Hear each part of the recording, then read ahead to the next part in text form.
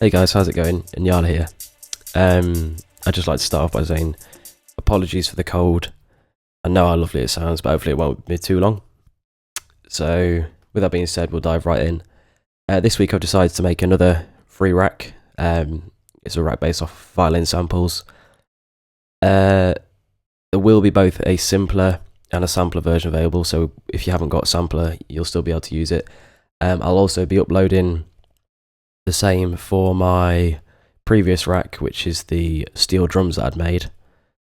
So if you want to use that, so that's fine. I've also recently, as some of you may have known, done some work with AfroDJMac, who I would like to say a massive thank you to. He's been incredibly helpful and just really supportive. So we worked together on a instrument called the MandoBass, which you should definitely check out. It's basically samples of a mandolin that have been stretched both really high and really low, and it gives a really cool double bass sound. I'll put a link to it in the description. We should definitely check out his work, and he's got some incredibly useful packs, so definitely go check him out. Starting with my rack that I've done this week. Like I say, it's a violin rack. There's not a lot to it, it's incredibly simple, but just take a look at the samples themselves. There's not many, but what I've done is I've a sample from a G all the way up to a C sharp 7, I think it is, and on here I've actually taken the C sharp 7. It's sampled all the way. It's sampled from the E, and then stretched up, and then the lowest note being the G, and that's stretched all the way down. So you've got a full range of the keyboard. You're not limited in anything that you can use. No, that's about it for that. Control wise, on the macros, I've added simple attack and release, which if you look over here, you'll see affects your attack and release within the sampler itself. The same will happen within simpler. And then you release. I don't think I need to explain that anymore. I've got two macros here set up to control the filter, which is just a low pass in this case, nothing fancy. And then one is for the resonance. If you want a little spike to it, give it a bit of character, you can do. I mean, with these four macros, say they're very, very simple, but there's a lot you can use with them. For example, if you want like a more traditional string sound, then you could have a fairly medium to long release and a quick attack time. You can get some fairly nice chord sounds. Release, like say, if you drag that way down, you can have some more glitchy type sounds, perhaps like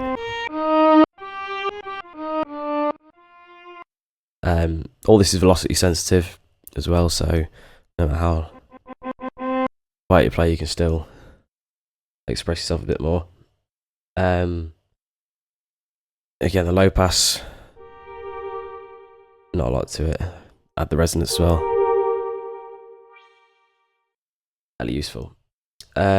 Effects wise, I've added both a chorus and a reverb, as you see here. I'll tie those up for you. Open up the chorus first, actually. It's only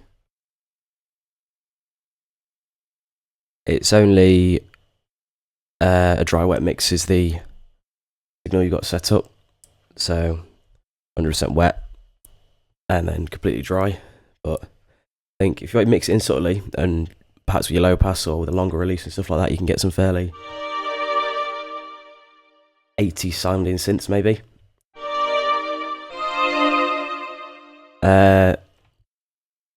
Reverb, you've got two controls for your reverb. You've got your dry wet mix.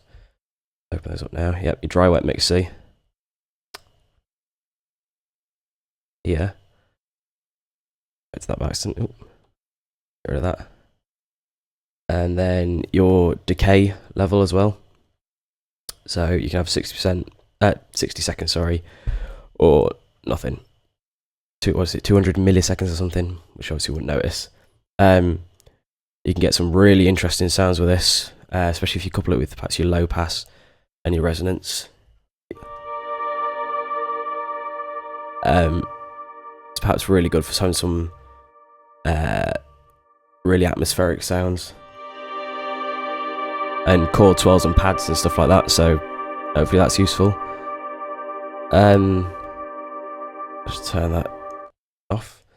That's it for this instrument. However, I've made a preset, if you want to call it that, for what I've called a spacerlin, which is, it's all based off the same rack, same samples and everything. However, if you notice here, we've only got 7 macro controls. On this one there's 8, and all the last one is an auto pan, so there's not a lot going on with it, but I think it's really interesting what you can do with it.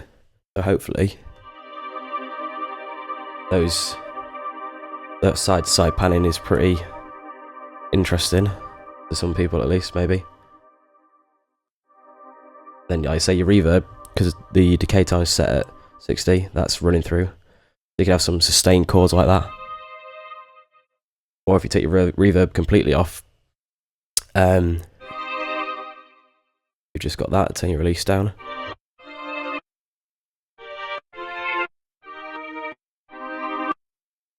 So, no, it's a fairly useful instrument. I say there's only 7 macros on it, so by all means, if there's an effect you want to map to this, great, go for it. I think it's really good.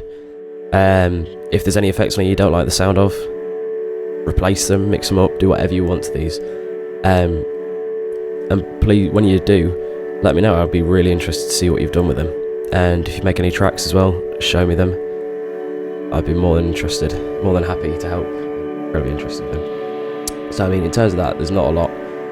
But that's 2, if you want to call it 2 free racks. Not much difference, but hopefully they'll be of use to some people. And I'd like to say thanks for all the support and help you guys have given me.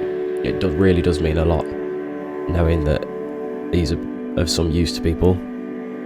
So please, by all means, check out my music, perhaps check out my website.